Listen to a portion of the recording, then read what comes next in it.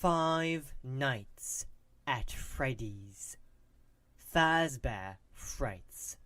Number 4. Story 2. Dance with me. The stars looked like tiny pinpricks of light shining through a sheet of black velvet. Casey lay on her back on a low stone wall, staring up at the sky, feeling wonder at being even a small part of such a beautiful universe. She remembered a nursery rhyme from when she was little. There had been a coloring sheet in kindergarten with the nursery rhymes, words, and a picture of smiling stars. Twinkle, twinkle, little star, she thought, how I wonder what I am. Casey! Jack's voice startled her out of her trance. Look over there! Casey sat up and looked at the brightly lit kiddie restaurant across the street. Circus Baby's Pizza World. A woman and 2 young children were standing outside its red door. The woman was fumbling with her purse. Let's go, Jack whispered. Casey stood up and casually crossed the street with Jack, ducking into the alley next to Circus Baby's, close enough that she could hear the little girl chattering to her mother. I think Circus Baby is pretty, the little brown-haired girl said. She was wearing a t-shirt decorated with Circus Baby's Pizza World's creepy-looking mascots. She is pretty, the mother said, looking a little dazed, probably because she had spent too much time surrounded by the bright lights and loud noises of the kiddie pizza emporium. Can I wear pigtails like Circus Baby? The little girl asked, pulling 2 handfuls of her hair up into bunches. She couldn't be much older than 3, Casey thought. 4 at the oldest. Sure you can, the mother said. Hold your brother's hand while I find my car keys. Her hands are all sticky from candy, the boy complained. He was early elementary school age, maybe 7. Mommy, I'm so sleepy, the little girl said. Can you carry my goodie bag? She held up a little plastic bag with the name of the restaurant printed on it. The mother had found her keys. Sure, she said. I'll just put it here in my purse. Can you carry me? I'm too sleepy to walk. The mother smiled. Okay, come here, big girl. Her purse dangled from her left forearm while she leaned over to pick up her daughter. Now! Jack barked into Casey's ear. Casey pulled the ski mask over her face and dashed out from a hiding place in the alley. She ran past the mother and grabbed her purse with a swift, sure motion. She kept running as the woman yelled, Hey! And the little girl screamed. As Casey ran, she heard the little boy say, I'll catch the bad guy, Mommy. No, the mother said firmly. You stay here. If they said anything else, Casey didn't stick around to hear it. Casey knew she was fast, and she knew there was no way the mother could catch her on foot, not with 2 little kids on her hands. After Casey had put some distance between herself and the crime scene, she took off the ski mask and stuck it in her jacket pocket. She slowed to a walk and carried the purse casually, as if it belonged to her, and now, she supposed, it did. She met the guys back at home, or at what passed for home. Casey and Jack and AJ stayed in an abandoned warehouse. There was no electricity. They had to make do with flashlights and camping lanterns.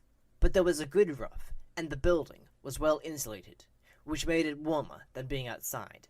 They slept in sleeping bags and heated food on a little 2-burner cook stove, the kind people used on camping trips.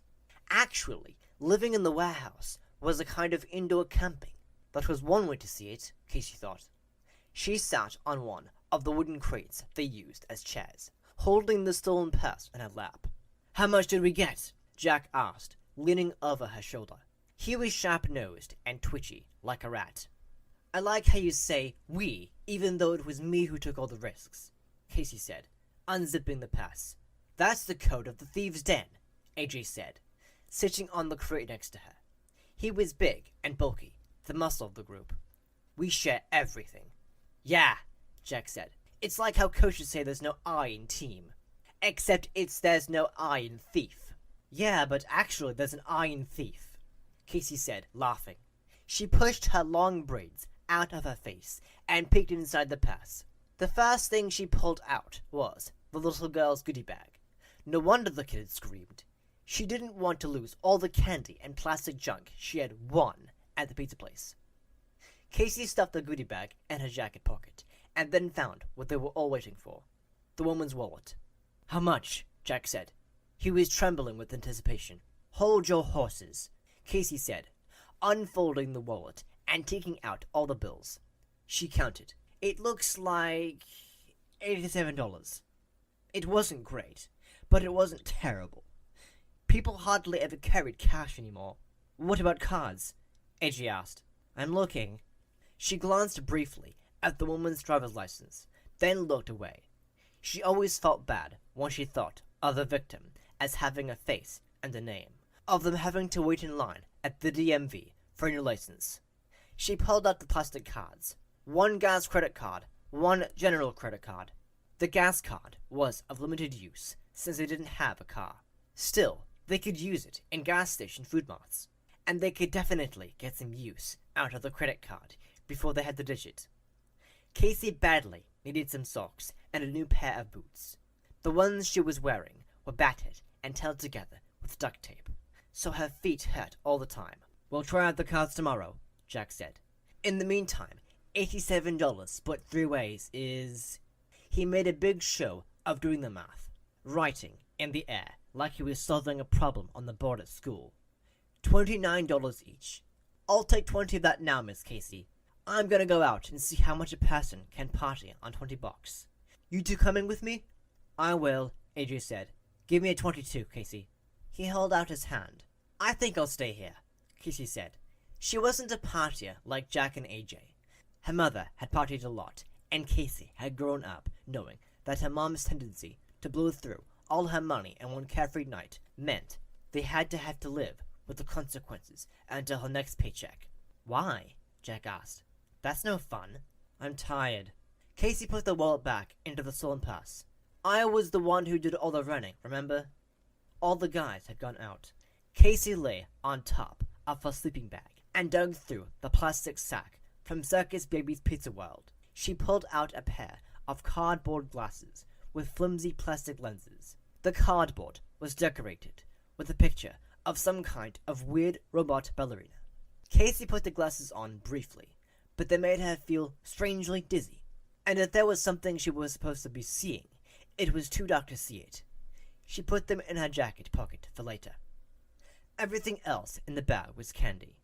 Casey and her fellow thieves ate to survive. They had cheap fast food burgers when they had a little money, canned beef stew, or ravioli shoplifted from convenience stores when they were broke. It had been a long time since Casey had eaten a piece of candy. She found a red lollipop, unwrapped it, and popped it into her mouth, enjoying the sweet artificial cherry flavor and feeling like a little kid again. A little kid. She had robbed a little kid. A saying came into Casey's head, like taking candy from a baby. That's literally what she had done today. She wasn't proud of it, but at the same time, the kid's mom had nice shoes and a nice purse and a car. If she had enough money to take her kids out for pizza and arcade games, she could afford to buy her kids more candy. Why had Casey turned out the way she had, not like the woman she robbed? Casey hadn't planned to be a thief who slept in a warehouse. She doubted those were anybody's career goals. Casey's mom hadn't been crazy about being a mom. She worked nights and slept days, and often, when Casey came home from school, her mom looked at her with a mixture of surprise and annoyance, as if she were thinking, "Oh, I forgot. I have a kid, don't I?" Dinner was usually a bowl of cereal or a sandwich before her mom went out to work at the club. While her mom was gone, Casey did her homework, took a shower, and watched TV until bedtime. She had instructions to go to the apartment of the old lady next door if there was ever an emergency, but there never was. Casey was good at taking care of herself. When Casey was a teenager, her mom got a new boyfriend who seemed like he was going to stick around longer than her past strings of boyfriends. He had a steady job and could help her mom out with money. The only drawback was he didn't want a teenager around, freeloading as he called it. He said he had moved out of his parents' house and gotten a job by the time he was Casey's age, and that was why he was so successful. When he asked her mom to choose between him and Casey, she didn't think twice about the choice. Casey was out on the street before her 17th birthday. Casey's teachers had begged her not to drop out of high school. Her grades were solid, and she was an athlete, and there was the possibility of college scholarships, they said. But she couldn't stay in school and still earn enough money to survive. She dropped out and drifted from one dead-end job to another, working long hours, but never making enough to cover rent and groceries. Sometimes she stayed in sad little rooms she rented by the week. Other times she camped out on friends' couches until the hospitality ran out. The first time she stole was at Famous Fried Chicken, the fast food restaurant where she was working. It was a terrible job. She stood sweating over the deep fryer for hours, and every night she went home feeling like she'd been dipped in a vat of grease. One day, when she was sweeping the floor of the dining area, she noticed that some guy had gone to the restroom and left his jacket hanging on the back of his seat. The corner of a $20 bill was peeking out of the pocket. It was too tempting. Sweeping the floor right next to the table, Casey pinched the bill and hid it in her sleeve. It was shockingly easy and somehow exhilarating. She knew the guy would never suspect theft. He'd just think that he should be more careful. Making minimum wage, standing over the hot fryers, it would have taken Casey more than 2 hours to earn the money that it took her less than a minute to steal. There was a thrill in that, to know you had gotten away with something, beaten the system. Soon she was stealing instead of working, snatching passes, picking pockets, shoplifting food, and other necessities. One day she was at a street festival, lifting wallets and loose bills from people's pockets, when 2 men approached her. At first she was scared they might be cops, but they didn't look like cops. One was a scrawny, fidgety, white guy with lots of tattoos. The other was a broad-shouldered black guy with the appearance of a former high school football player. "We've been watching you, and you're good," the thin, nervous-seeming one said. "Have you ever thought about working with a team instead of flying solo?" "We look out for each other," the big guy said, "and we split our take. More people working, more money." She fell in with Jack and AJ because they had been on the streets longer than she had, and were willing to share their knowledge of how to survive. Sure, they were more reckless than she was, and blew through the money they stole, but there was safety in numbers. Even though the guys got on her nerves sometimes, she would rather have their companionship than try to make it on her own. Casey finished the red lollipop and snuggled into her sleeping bag. She fell asleep with the sweet taste still on her tongue. She awoke to sunlight streaming through the warehouse's skylights. Jack and AJ were both still snoozing away in their sleeping bags. Casey had no idea what time they had come in last night. She slithered out of her sleeping bag and decided she'd use $2 from yesterday's take to buy a cheap breakfast at the Burger Barn. A sausage biscuit and a small coffee with 3 refills could last her all day if it had to. Casey grabbed her backpack and walked into the bright morning sun. The Burger Barn was just half a block from Circus Baby's Pizza World, the site of yesterday's heist. Casey chuckled, thinking of it as something as dramatic as a heist, since it involved stealing a bag of candy from a child. She went inside the Burger Barn, placed her order, then sat down at an orange vinyl booth beneath a mural of cartoonish barnyard animals. She added cream and sugar to her coffee, unwrapped her biscuit, and took her time with breakfast. As she nibbled her biscuit and sipped her coffee, she watched the other customers. Most of them were grabbing orders to go as they rushed after their jobs at offices or stores or construction sites. They all looked stressed out and in a hurry. That was one good thing about Casey's life. She could take her time.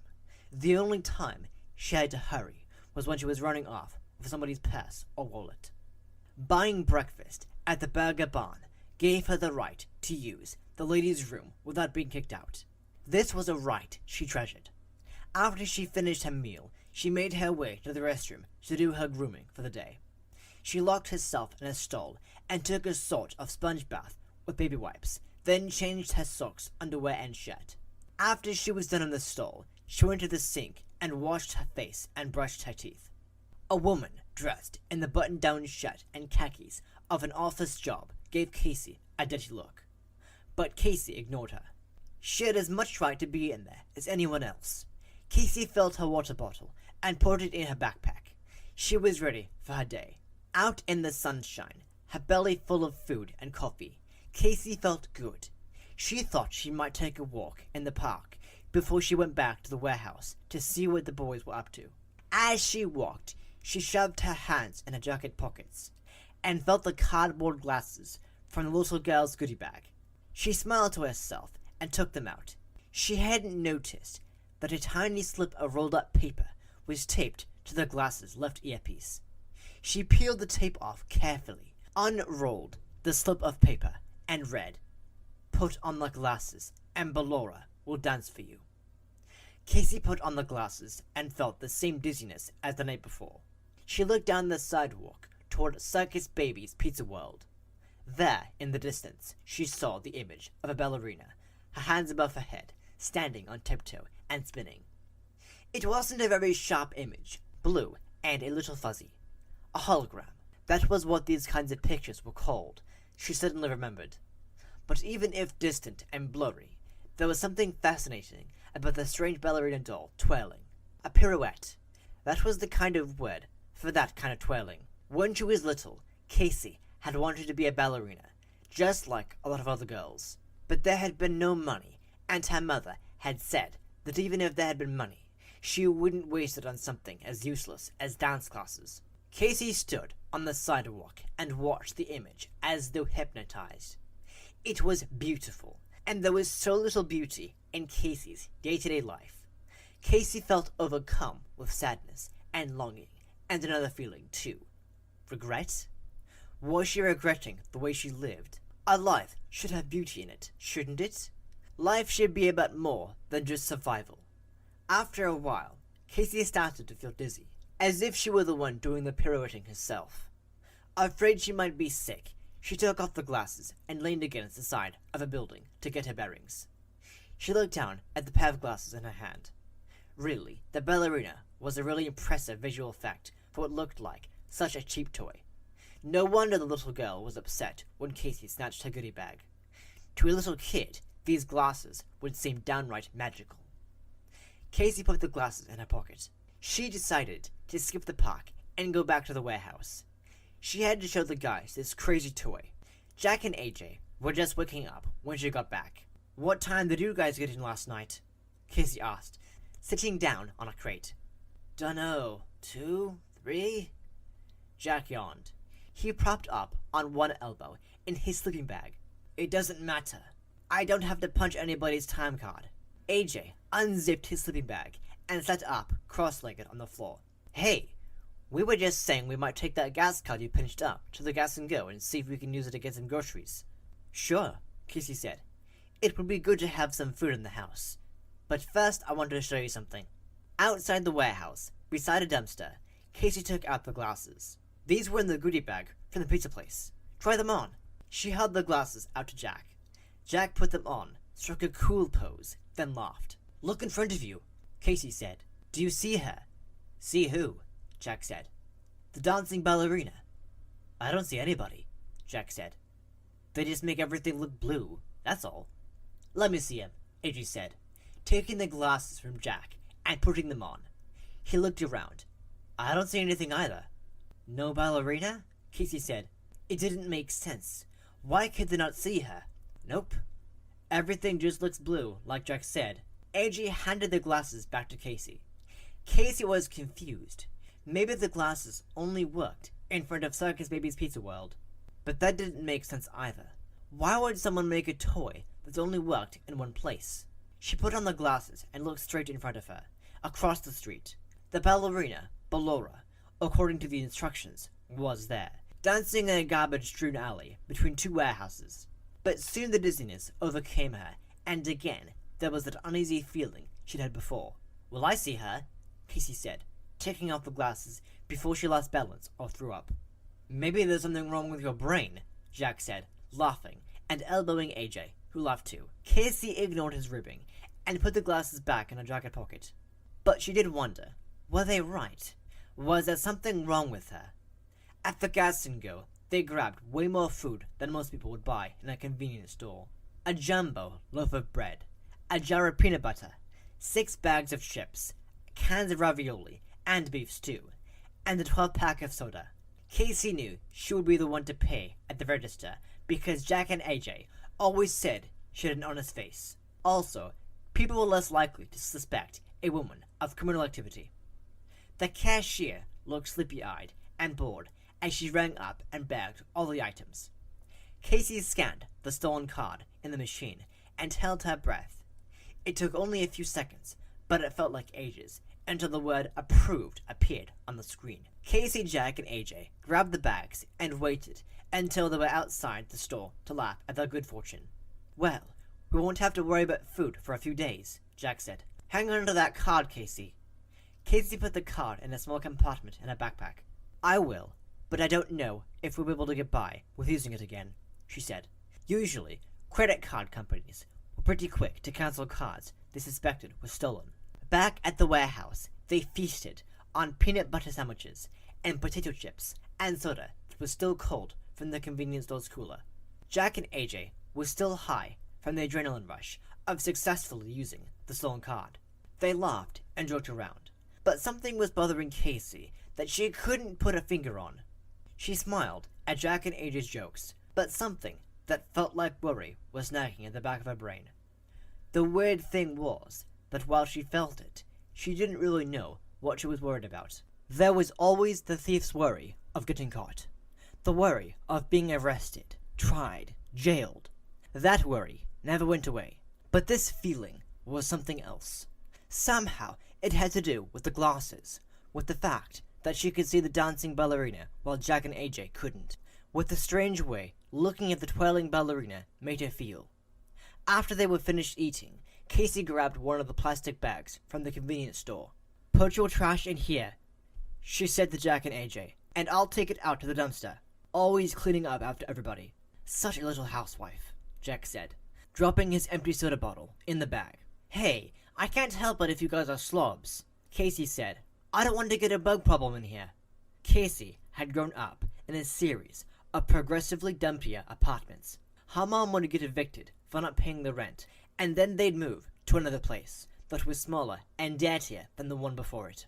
There were always cockroaches, and, in the summer, an endless parade of ants. When Casey got old enough, she washed the dishes and took out the garbage that her mom let pile up. Cleaning helped some, but bugs would still come over from other people's apartments, like party crashers looking for free food and drink. Casey always thought that when she grew up, she would have a neat little apartment of her own that would be clean and bug-free. Unlike her mom, she would pay the rent on time every month. The warehouse wasn't exactly what she'd had in mind, but at least she could do her part to keep the bugs away. She took the trash bag outside and tossed it into the dumpster. Maybe she would take a walk. She felt a sudden need to be alone. She knew that, inside the warehouse, Jack and AJ would be making plans for the night. Since it was Friday, they'd probably want to go downtown to where the clubs were. If you waited late enough until people had been partying for hours, it was easy pickings. Casey could walk past a cluster of guys and lift 3 of their wallets without any of them noticing. Purses were always trickier because he couldn't grab them without the owner noticing. But Casey was fast. She had been in track and field before she dropped out of high school. There was no way a tipsy girl in heels could catch her. Usually, Casey liked to plan out the evening's job with the guys. She liked to strategize how to come up with the biggest take possible, how to maximize their chances of success. It was like solving a puzzle, but right now, she didn't feel like putting puzzle pieces together. She felt like walking, like clearing her head of the confusing thoughts swirling around inside of it. Swirling. Swirling rhymed with twirling. Why couldn't she get that spinning ballerina doll out of her head? She walked to the park. Office workers on their lunch breaks sat on benches and ate sandwiches. A dog walker was somehow walking 4 dogs of different sizes without getting their leashes tangled. Casey smiled at the tiny Yorkie that was leading the pack as if it were the biggest dog of all. On the playground, little kids climbed and slid and swung, shouting and laughing. Their moms watched them, making sure they were safe. Casey envied those kids. What must it be like, she wondered, to play to your heart's content, and to know that whenever you got hungry or thirsty, your mom would just pull some crackers and a cold juice box out of a bag. To know that, when you were tired, you could go home and your mom would tuck you into your nice soft bed for a nap. Even as a little kid, Casey had never known that kind of security. She walked into the more wooded area of the park because she liked the shade and the solitude. The fall leaves, red, gold, and orange, were drifting down from the branches of the trees. Leaves that had already fallen crunched under her feet. It was the strangest thing. She didn't want to see Ballora. She didn't like the way seeing Ballora made her feel. Yet she felt herself reaching for the cardboard glasses, felt herself putting them on. She felt the same dizziness, steadied herself against a tree, and stared into the woods in front of her, where sunlight sparkled through the gaps in the branches. There was Ballora, pirouetting among the colorful fall leaves. As she spun, the bright leaves were sucked into her vortex. They flew around her, at first gently, then faster, as though trapped in a whirlwind. For a few seconds, Casey admired the beauty, but then she thought, wait, if Ballora is just a picture, a hologram, then how is she affecting the objects around her? It didn't make sense. Also, wasn't Ballora closer to Casey than she was yesterday? It seemed like she was. The image was clearer, for one thing, not so fuzzy. She could see the joints in the doll-like figure's arms and legs, could see the blue eyes and red lips on the white face. The painted face looked clown-like, but unlike most clowns, Ballora wasn't smiling. The empty blue eyes didn't blink. But somehow Casey felt they were staring back at her. Ballora was looking at Casey and didn't like what she saw. Suddenly, Casey couldn't catch her breath. She doubled over, afraid she might pass out. Why was she freaking out over a stupid toy? She yanked off the glasses and shoved them back into her jacket pocket. She was being ridiculous, and she had to stop it. If you wanted to survive, you had to keep a cool head at all times. She should go back to the warehouse and talk to the guys. She needed to know about the plans for tonight. After midnight, Casey, Jack, and AJ hit the clubs. They didn't go into them, but skulked in the darkness outside. The guys had targeted a couple of different bars, and Casey was waiting in the alley outside a dance club that was frequented by a lot of college kids, their pockets and purses fat with their mommy and daddy's money. She spotted her target. The girl was wearing a short, light pink dress with impossibly high pink heels. Her designer purse, the same shade of pink as the dress and shoes, hung from a skinny strap draped over her shoulder. Pink dress girl was talking loudly and giggling with her boyfriend. Casey had a tool for jobs like these, a pair of strong scissors that could cut through a leather purse strap like it was only made of paper. She slipped in behind Pink Dress Girl and positioned the scissors to cut the strap. As she snipped, someone bumped into her from behind. She slipped, and the point of the sharp scissors found flesh. When Casey grabbed the purse, she saw a shallow but bloody gash on the girl's arm. "Ow! What happened?" the girl yelled. "Hey, my purse!" Casey ran. She ran until she was sure she had put enough distance between her and her victim, then slowed to a casual walk, tucking the pink evening bag inside her jacket. In her mind, Casey kept seeing the girl's arm slashed by the scissors, the red blood vivid against the girl's pale skin. Casey hadn't meant to hurt her. Sure, getting your purse snatched might scare you a little, might inconvenience you, but it didn't cause any physical harm. Casey had robbed dozens, maybe even hundreds of people, but she had never harmed anyone physically until tonight. Spilling blood changed things. It was an accident, Casey thought. But was it really? The girl wouldn't have gotten cut if Casey hadn't been lunging at her with the scissors. Casey hadn't meant to cut her, but she couldn't exactly claim to be innocent. Casey beat the other guys back to the warehouse. She grabbed a flashlight and sat down on her sleeping bag to see what she'd scored. She opened the pink purse and dumped out its contents: a driver's license, a lipstick, and a single $20 bill, which, according to Thief's Den rules, would have to be split 3 ways. Casey put the items back into the purse and sighed. It hadn't been worth the effort or the bloodshed. She settled down in her sleeping bag, but it was a long time until she fell asleep. The next day, Casey and Jack and AJ walked downtown, casing possible places for a job. They walked past the park where Casey had seen Ballora. Casey glanced into a grove of trees and saw the leaves rise and swell just like they had around the dancing doll. She put on her glasses, and there Ballora was, closer than before. She was getting closer every day.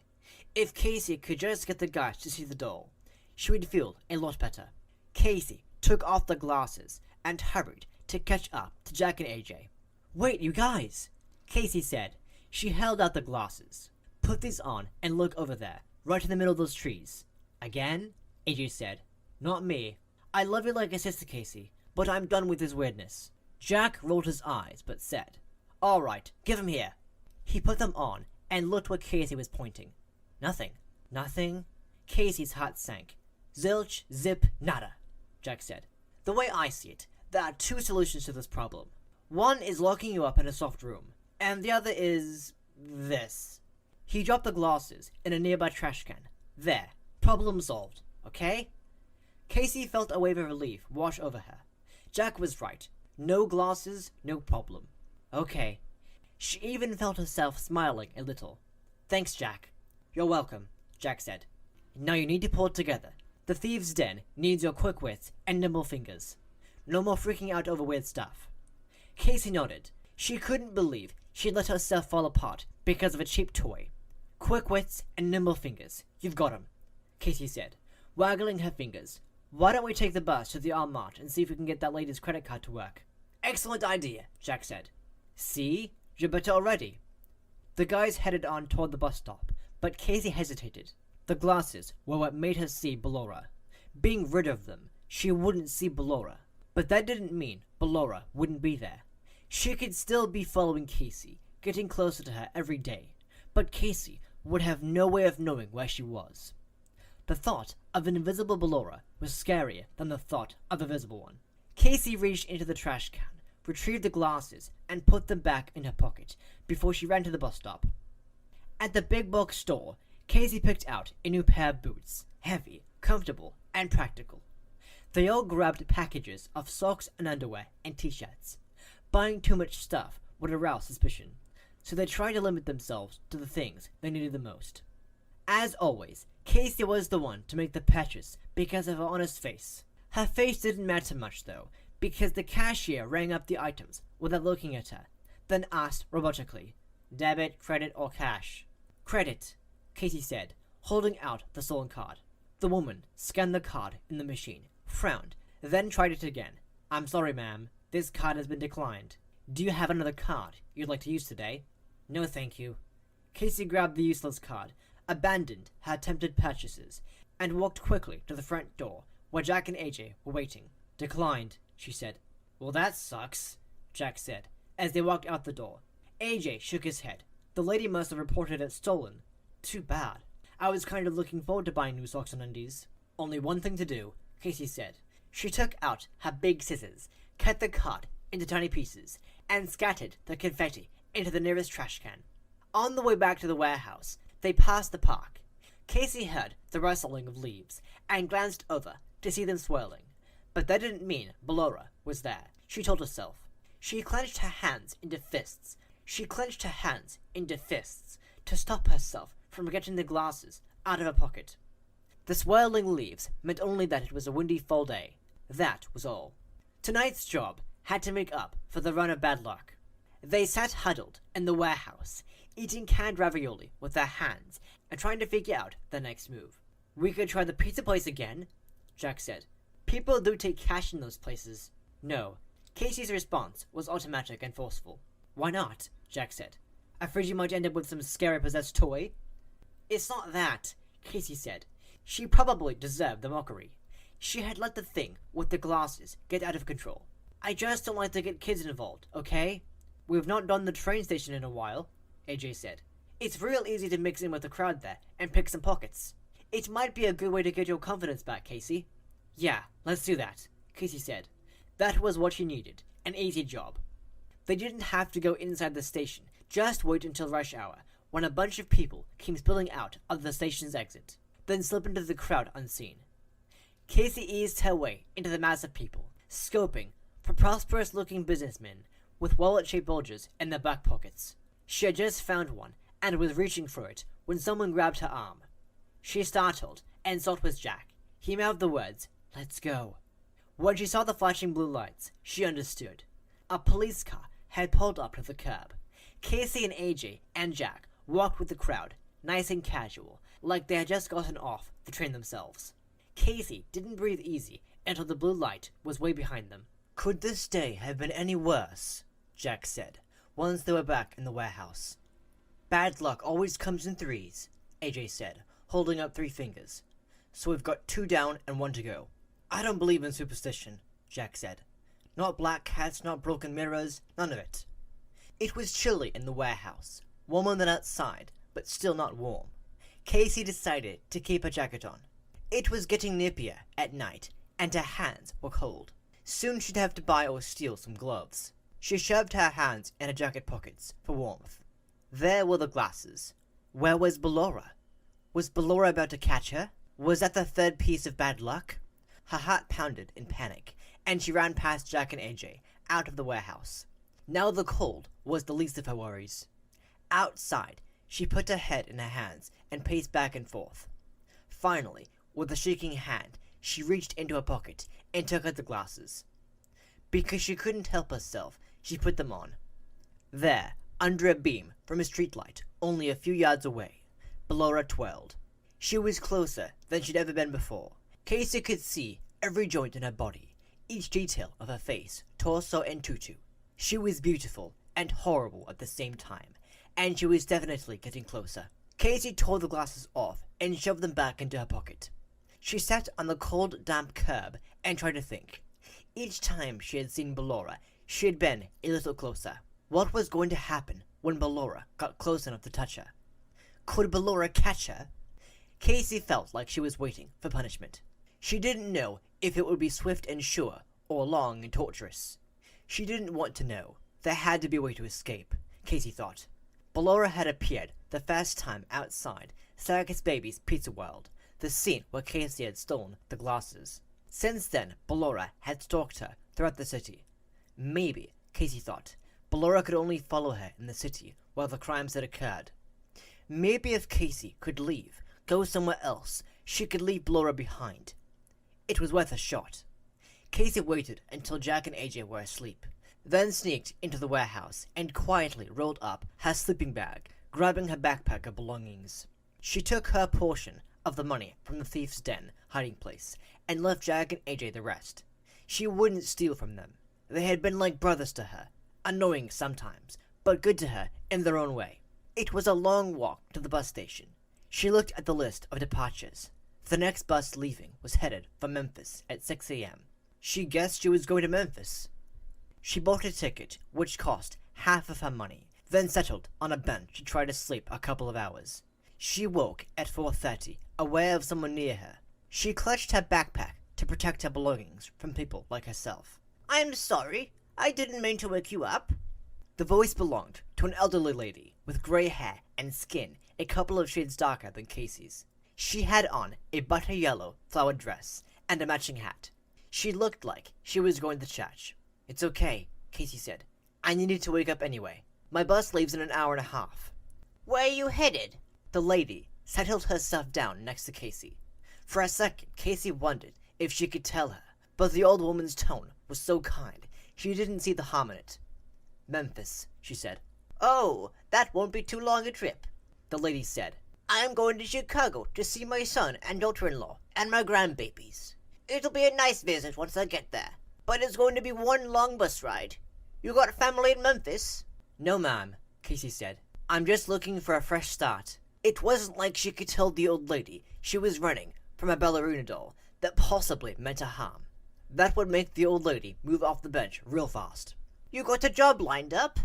the old lady asked. "No, but I'll find something," Casey said. "I always do." "Good for you," the lady said, patting Casey's arm. "I'd like to see a young person with some gumption." She picked up a big straw tote bag and started rummaging through it. "You hungry, baby? I packed enough breakfast, lunch, and dinner for an army. There's no way I'm paying for bus station food. It's expensive, it tastes bad, and it's bad for you."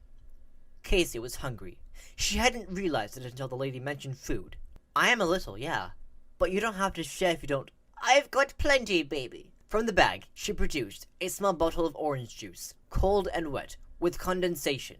Then she handed Casey something wrapped in aluminum foil. "Ham biscuit," she said. "You're not one of those young people who won't eat pork, are you?"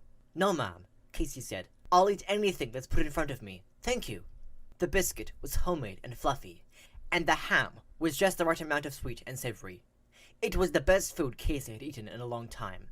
"Delicious," she said. "I'm glad you like it." The old woman patted Casey's arm one more time, and then rose stiffly from the bench. "I'd better go to the ladies' room before I got on the bus. Those bathrooms on the bus are no fun. I like a bathroom that stays put." Casey laughed. "Yes, ma'am." It was the nicest conversation she could remember having in a long time. The old lady looked at Casey for a long moment. "Listen, I know it's not my place, but since I'm never going to see you again, I might as well say my piece. You seem like a young lady who is running away from something. In my experience, sometimes if you try to run away from your problems, those problems just end up following you. Does that make sense?" Casey nodded. She couldn't look into the lady's eyes. "It's better to build bridges than to burn 'em, honey. You remember that." The old lady tottered away, and Casey felt a chill at the prospect of her problems following her. Of Ballora following her. She hoped with all her heart that the old lady was wrong. Casey slept through most of the long bus ride, waking occasionally to look out the window at the passing landscape. This was the longest trip she had ever taken, so she might as well enjoy the scenery. The farther she traveled, the more hopeful she felt. A fresh start. That's what she told the old lady she was headed for, and maybe she really was. No more stealing, no more living in fear, no more being stalked by a creepy, twirling ballerina doll. Casey walked out of the bus station and into the Memphis sunshine. The sign at a run-down, aqua-colored motel called the Best Choice Inn advertised rooms for $29.99 per night. Casey seriously doubted it was truly the best choice, but it was better than sleeping on the street, and she had $40 in her pocket. She walked into the motel's dark office and handed a 10 and a 20 to a haggard woman in a housecoat and bedroom slippers. The room had decades-old cheap paneling and once tan carpet stained by many years' worth of careless guests. But there was a double bed and cable TV and a bathroom that Casey could have all to herself. The first step in her fresh start was a shower. Casey let the hot water pound her neck and shoulders. She couldn't remember the last time she'd washed her hair, and she used the whole little bottle of motel-issued shampoo to lather up her braids and scalp. She soaped herself from head to toe and let the jets of hot water rinse her clean. It was heaven. Casey always tried to keep up a hygiene, living on the streets, but there was no way baby wipes and a fast-food restaurant sink could compare to a real hot shower. After she dried off, Casey brushed her teeth and put on the cleanest clothes she had. It was time to find her fresh start. Walking the streets of Memphis, she came across an old diner called the Royal Cafe, which had a hand-lettered sign in the window reading, "Help Wanted." The cafe wasn't royal any more than the motel where she was staying was the best choice. But she had to be realistic. How long had it been since she had worked a real job? Not since her first time at Famous Fried Chicken, where she'd stolen that 20 and started her life of crime. Inside the Royal Cafe, a bleached blonde waitress, who could have been anywhere from 35 to 65, said, "Sit anywhere you want." "I'm here about the job," Casey said. The waitress turned her head and yelled, "Jimmy!" An olive-skinned man with tired eyes came out of the kitchen, drying his hands on a towel. His apron was stained with grease of various ages. Yeah? He said. She's here about the job, the waitress said. Her tone implied she didn't think Casey was a very good candidate. You ever bust tables and wash dishes before? The man, presumably Jimmy, asked. Sure, Casey said. She hadn't, but how hard could it be? Them buzzpans and dish trays can be pretty heavy. You think you can handle them? You're an itty-bitty thing. I am small, but I'm strong. He smiled a little. You got a name? Casey. When can you start, Casey? It wasn't a very demanding interview. She hadn't even told him her last name. When do you need me? How about now? It wasn't like she had anything else to do. She might as well start earning money right away. Sure, but don't I need training or something? Jimmy looked at her like she had just asked a stupid question. You get a buspan, you clear the dishes from the tables, and you put them in the buspan. You carry the dishes to the kitchen, rinse them in hot water in the sink, then load them in the dishwasher and turn it on. When the dishes are clean, you unload the dishwasher and stack the dishes on the shelves. You got that? Yes, sir. Good. That was your training. It's minimum wage, paid in cash at the end of the week. 7 till 2, Monday through Friday, with 1 free meal per shift. That okay with you? Yes, sir. The pay was low, and she'd be off work by 2, and a free hot meal every day would help her out a lot. Good, he said. Get to work. The job wasn't so bad. Jimmy yelled a lot, but it was never anything personal. Casey was able to rent her room in the Best Choice Inn by the week. She got to take advantage of the laundry room, the shower, and the cable TV, and the 1 big meal a day at the diner went a long way toward keeping her fed. Plus, Jimmy was a good cook. He said she was too skinny, and his blue plate specials of meatloaf and turkey and dressing were starting to put a little meat on her bones. The work was physically hard, but mindless enough that she could daydream about whatever she wanted. Her only problem at work was that Brenda, the waitress she'd met the first time she walked into the place, seemed to have taken a dislike to her. Is that your real name, Casey? Brenda asked her one day while Casey was bussing a table. Sure is. She didn't look up, just kept unloading dishes into the pan. I was just wondering, because you didn't even give Jimmy your last name. He may not have good sense, but I do. Is that a fact? Casey said, dumping his silverware into the buspan with a clatter. You seem shifty to me, Brenda said, looking at her with narrowed eyes. Like you're hiding something. Everybody's hiding something, Casey said lightly, picking up the heavy tray, even if it's just the holy old underwear under their clothes. She carried the full buspan back to the kitchen. There was no way Brenda could find out about Casey's past as a thief. Fortunately, there were no arrest records, since she had never been caught. Still, Brenda made Casey feel like he was being watched, and it was a feeling Casey didn't like. One afternoon, when Casey was bussing tables, she spotted 2 $5 bills lying under the salt and pepper shakers. The 2 5s reminded her of the $20 bill she lifted so easily at Famous Fried Chicken. Her fingers felt itchy. Brenda had gone out back for a 5-minute break, and Casey was sure she hadn't seen the money. In one swift motion, she palmed one $5 bill and left the other where it was. It wasn't really stealing, Casey decided. It was just splitting the tip 50-50 between the person who served the customer and the person who cleaned up after the customer. Cleaning up was harder too. Customers were messy. Splitting the tip was perfectly fair. Casey promised herself she wouldn't make a habit of taking tip money. And she didn't. Not really. She only stole when Brenda was on break or looking away, and she never took the whole tip. If a customer left $3, Casey took 1. If a customer left 7, Casey took 2. It wasn't much, but it helped with the little things. Doing a load of laundry at the motel, buying snacks and soda to have when she watched TV. And besides, Brenda was always mean to her. Taking a bit from her tip was like getting paid extra for hazardous duty. Today, Casey felt unusually hungry when she walked to work. She ignored the fall leaves that swelled near her and left her glasses in a jacket pocket. She willed herself not to think about Ballora, but to think about food instead.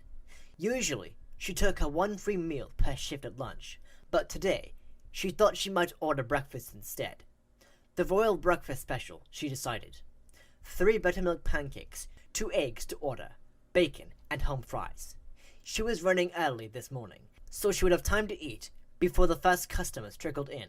When she walked into the restaurant, Jimmy and Brenda were sitting together in a booth, like they were waiting for her. They did not look happy.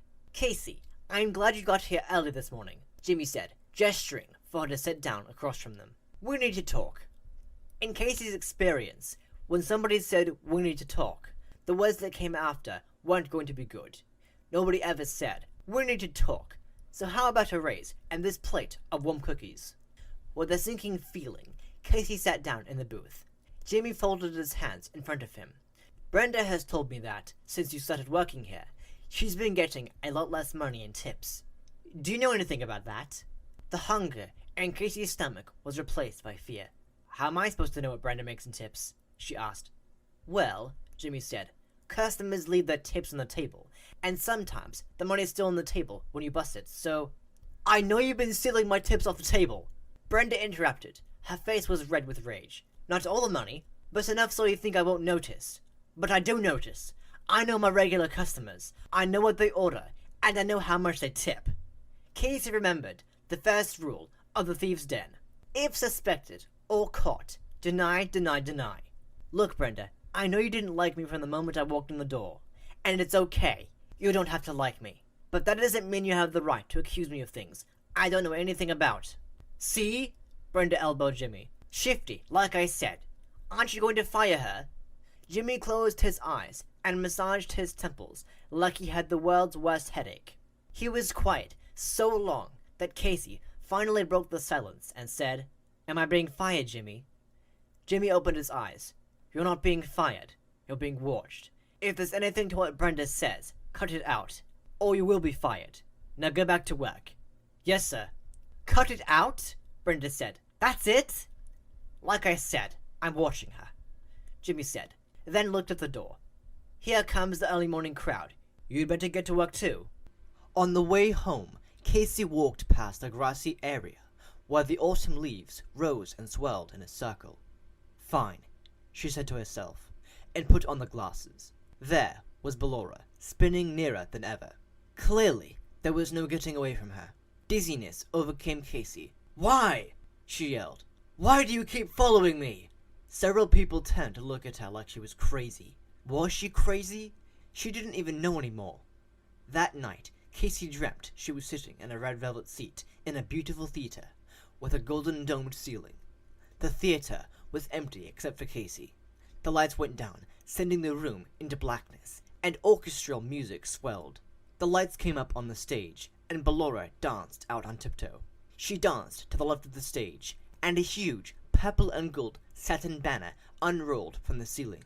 It was printed in fancy letters with the word liar.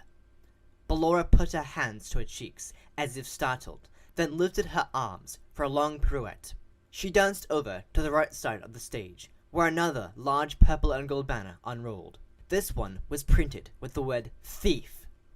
Ballora put her hands to her cheeks again, then danced to the center of the stage, spun and looked directly at Casey.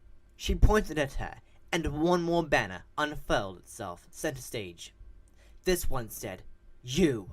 Casey woke up gasping in a cold sweat. She got up, threw on some clothes, yanked open the dresser drawers, and stuck the rest of her clothes in her backpack, along with the coffee can of cash she'd saved up from working at the Royal Cafe. She couldn't go back there. They were onto her. She threw a couple of bills on the nightstand to cover the rest of the rent, then walked toward the bus station. The fresh air calmed her a little. She shoved her hands in her pockets. There were the glasses. She decided to take one last look. This time, she was really leaving Ballora behind. With a shaking hand, she took them out and put them on. Ballora was dancing just a few feet away from her. Casey could see every hinge, every tiny flaw in the paint job. If she walked 20 steps, the two of them would be close enough to touch. Casey shuddered and took off the glasses. Okay, I get it, she thought. I didn't really make a fresh start. I stole and I lied about it. But if I can just get away from her, I really will start over. I'll be a model citizen. The next bus out of town was going to Nashville. Nashville, Casey thought. Why not? A new town, a new job, a new start. For real this time. Once she was settled on the bus, Casey sank into a dreamless sleep.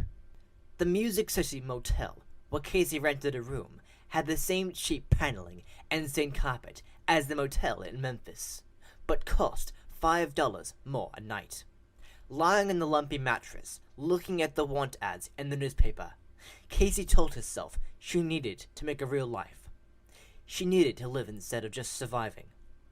She needed a job that could give her some kind of future. She needed to make some friends, save up some money, and get that little apartment she dreamt of as a kid. Maybe she could go back to school at night and get a diploma. And she could get a dog. She still wanted a dog. Scanning through the want ads, one caught her eye. No experience necessary. Opportunities for advancement. Answer incoming calls for a major retail company. Must be able to communicate well. Must be able to work in busy, fast-paced environment. Start at $12 per hour with raises based on merit. Open interviews Monday through Friday, 9 o'clock a.m. to 2 o'clock p.m. It sounded better than washing dishes, but Casey had nothing to wear to an interview for an office job. She remembered a business communications class she'd taken in high school. The textbook had a whole chapter on how to dress and present yourself for a job interview. Ripped, faded jeans and old boots repaired with duct tape definitely weren't on the list of acceptable apparel. Casey got the coffee can from where she'd hidden it in the dresser drawer. She dumped all her money out on the bed and counted it. $229.76. When she set aside what she needed to pay for the room and the few groceries she bought, that left her with $44.76. Surely she could buy something to wear with that. She set out on foot in search of a store.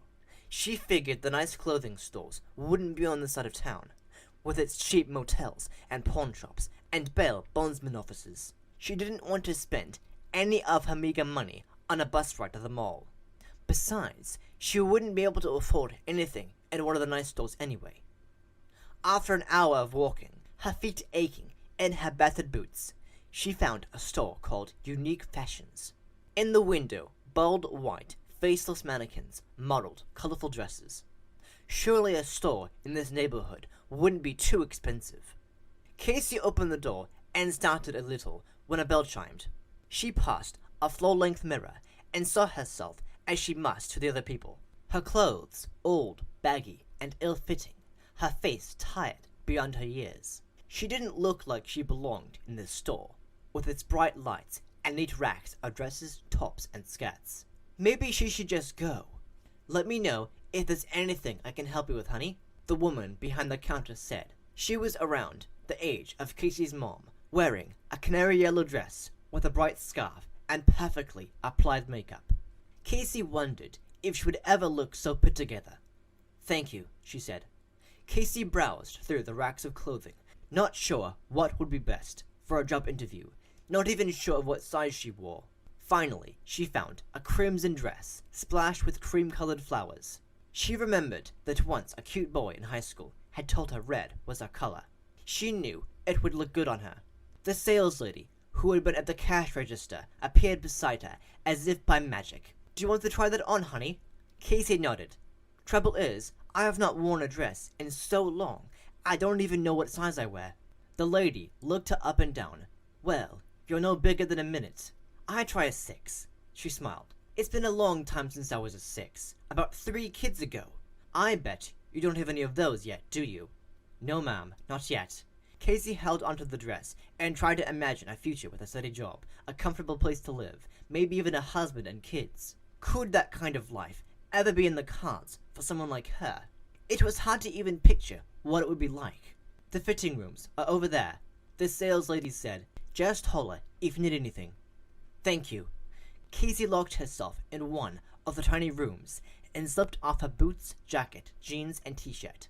She pulled the dress over her head and looked at herself in the mirror. The saleslady had been right. Casey was a size 6. The dress fit perfectly, not too loose and not too tight, and the crimson and cream print complemented her skin tone. She looked respectable, like a regular person going to a regular job interview. Except that she had forgotten one thing. Standing in front of the mirror, Casey looked at her bare feet, which certainly weren't acceptable in an office job, but neither was wearing battered, taped-up boots with her nice new dress. She had forgotten she'd need shoes, and shoes were expensive. Feeling discouraged, she took off the dress and put on her ratty old clothes. She carried the dress with her out of the fitting room. There was a small shoe section in the back of the store. She figured she might as well see how much a pair would cost. There was some decent-looking tan flats in her size on sale for $21.97. But she couldn't afford the shoes, and the dress too, even with the discounted price. Desperate, panicked, Casey looked around the store. There were no visible security cameras, and the sales lady was busy helping another customer, an elderly lady trying on a pink suit jacket. This would be the last time, Casey promised herself. She was only doing it so she could go to the job interview. She rolled up the dress as small as she could and stuffed it in a backpack. She took a deep breath, grabbed the shoebox with the flats in it, and headed to the cash register. When the sales lady came to check her out, she said, "Decided not to get the dress?" "Just these today," Casey said, handing the sales lady a 20 and a 10. At least she was paying for the shoes and not stealing them too, Casey thought. Plus, they would have been difficult to fit in a bag. The sales lady gave Casey her change, bagged up the shoebox, and handed it to her. "Thank you, honey. I hope you come back and see us soon." When Casey approached the front door, a horrible buzzing sound filled the store. Casey's stomach knotted in fear. The dress must have some type of anti-theft device on it that activated the alarm. Caught. She'd never been caught before. "Wait just a second there, honey," the sales lady called. "I must not have scanned those shoes right." Casey was about to make a run for it, but outside the front door of the store, hundreds of fall leaves swelled up furiously, like a mini tornado. Casey didn't have to put on the glasses to know that Ballora was right in the center of the tempest. Her heart pounded in her chest. Casey knew that if she bolted out the door, she'd run into Ballora. She was trapped. One way or the other, she was caught. At least if she stayed in the store, she had some idea of what the consequences would be. If she surrendered herself to Ballora, she had no idea what would happen. She just kept imagining Ballora's long, sharp nails, her teeth. The buzzing alarm hurt her ears, making it impossible to think straight. "Is there a problem, Helen?" Another well-dressed woman, probably the manager, had emerged from the back of the store. In seconds, the manager and the sales lady were beside Casey. "Let me see your bag for just a second," the sales lady said. Casey handed it over, hoping they didn't notice how hard she was shaking. The sales lady showed the manager the receipt. See, she paid for her purchase. The manager was looking at Casey as if she could see every misdeed Casey had ever committed. "I think we'd better check her backpack too." She turned to Casey. "Miss, we need you to open your backpack and let us look inside. If everything checks out, you'll be free to go, with our apologies for the inconvenience." Casey glanced outside. The leaves were swelling closer and harder, smacking against the glass of the door. She swallowed hard. There was no choice. Casey opened her backpack. The crimson of the dress, tucked inside it, was as bright as blood. "That's the dress she tried on," the sales lady said. She sounded like Casey's theft was a personal betrayal. The manager grabbed Casey's arm. "Well, that's it," she said. "I don't have any choice but to call the police." Casey looked outside at the swirling leaves, then back at the stern faces of the two women. Her eyes filled with tears, which was strange because Casey couldn't remember the last time she had cried. But now she cried for all the things she'd lost, for all the bad things she'd done, and all the good things she'd ever gotten to experience. "Please," Casey said, sobbing. "Don't call the police. I need the dress and shoes for a job interview, but I didn't have enough money for both of them." "So you thought stealing the dress was a good solution to that problem?" The manager was still holding Casey's arm. "I knew it wasn't a good solution," Casey said through her tears. "It was just the only solution I could think of. I'm so sorry." Where were all these tears coming from? It was like she was a human waterfall. "I have a solution." A voice came from behind them. It was the elderly woman the sales lady had been helping earlier. Her hair was perfectly groomed, and she was dressed elegantly in a cream-colored pantsuit. "I'll buy the young lady the dress." "Mrs. Templeton, we couldn't let you do that," the manager said. "Of course you can," Mrs. Templeton said. "I spend a lot of money at this store. I'm a good customer, and the customer is always right." She smiled at the manager and sales lady. "Right?" "Right," the manager said, but she sounded reluctant. "Good." Mrs. Templeton opened her purse and took out her wallet. Now, there's no need to call the police, and this young lady can get to a job interview. What if there isn't a job interview? The manager said. What if she's lying? Mrs. Templeton looked Casey up and down. Well, that's a risk I'm willing to take. But I think she is telling the truth. She has an honest face. She was just in a desperate situation and didn't use her best judgment. Thank you, Casey said, tears still flowing. I'll pay you back when I can. Nonsense. Mrs. Templeton waved off Casey's offer. You just help somebody else when they need it. Casey walked out of the store, through the swirling leaves. As she made her way down the street, she was still crying and drawing concerned looks from passers-by. She couldn't explain it, but she felt like she was changing, like something hard inside her was softening and breaking up. She stopped at the park to rest a few minutes. She was tired from all the walking, from all the stress and fear. She sat on a bench, and her hand reached into her pocket for the glasses before she even knew what she was doing. Had she lost Ballora after the woman at the store had made things right? No. She was right there. Ballora stood before her and twirled, just a little more than arm's length away. She seemed to stare at Casey with her blank blue eyes, and then she spun and spun, creating a breeze Casey could feel on her face. She was close enough to touch. Why? Casey yelled. Why can I not get rid of you? She shoved the glasses in her pocket and ran. She ran away from Ballora, even though, in her heart, she knew Ballora was right there with her. She ran to the Music City Motel and locked the door behind her, panting. The words of the old woman at the bus station came back to her suddenly. Sometimes, when you try to run away from your problems, those problems end up following you. Scratch, scratch. The sound was coming from the window. Casey pulled back the curtain and saw nothing. Then, she put on the glasses. Ballora was pressed against the window. Her face, pretty at a distance, was terrifying up close, split down the middle, with a gaping red mouth and glowing eyes. Eyes which Casey thought saw right into her soul. Ballora's long, blue-painted fingernails scraped against the glass with a horrible metallic screech. Casey backed away from the window. Okay, Ballora, Casey said. Please, just let me go to this job interview first. Then I know what I have to do. Ballora said nothing, just watched with her glowing blue eyes. Casey sat down on the bed and dug around in her backpack until she found what she was looking for. The driver's license of the woman whose purse had been stolen outside of Circus Baby's Pizza World. Sarah Avery, that was the name on the driver's license. And here, where Casey was standing, in her new crimson dress and tan flats, was Sarah Avery's address. It was a split-level suburban house, not too fancy, but much nicer than anywhere Casey had ever lived. It hadn't been easy getting here with no bus fare, but finally Casey had met a long-haul truck driver who was headed this way and willing to let her ride along. Casey had slipped on the glasses once during the trip, and had seen Ballora's face pressed against the passenger side window, still watching her. As Casey stood on the walkway in front of the house, working up the courage to go and ring the doorbell, the fall leaves swirled around her.